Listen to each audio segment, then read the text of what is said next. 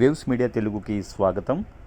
గుంటూరు జిల్లాలోని GDCC bank Nallapadu branch నందు నిధుల దుర్వినియోగం కేసులో మరో నిందితుడిని అరెస్ట్ చేసిన జిల్లా సీసీఎస్ పోలీసులు. గుంటూరు జిల్లా ఎస్పీ ఒకుల్ జిందాల్ ఐపీఎస్ ఆదేశాల మేరకు CCS DSP Shri BV Madhusudan Rao ఆధ్వర్యంలో నల్లపాడు పోలీస్ స్టేషన్ పరిధిలోని నమోదైన నిధుల దుర్వినియోగం కేసు మరో 10వ నిందితుడిని అరెస్ట్ చేయడం జరిగింది. నల్లపాడు పోలీస్ స్టేషన్కు తేదీ నమోదైన కేసులో నిందితుడు అయిన వెలిసెల ఏడుకొండలను ఉదయం 9:15 గుంటూరు పట్టణం జీటీ రోడ్లోని ఐటీసీ బస్టాండ్ వద్ద అరెస్ట్ చేసినట్టు పోలీసులు తెలిపారు.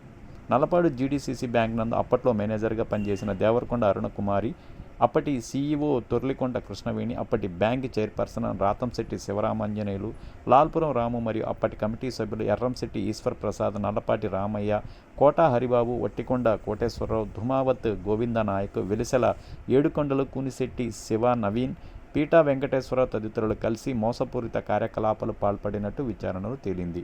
వీరు జీడీసీసీ బ్యాంక్ నియమ నిబంధనలు మరియు కోఆపరేటివ్ సొసైటీ బ్యాంకింగ్ నియమాలను ఉల్లంఘిస్తూ తీసుకున్న నిర్ణయాల వల్ల బ్యాంకుకు భారీ ఆర్థిక నష్టం వాటిల్లినట్టు నిర్ధారణ అయింది.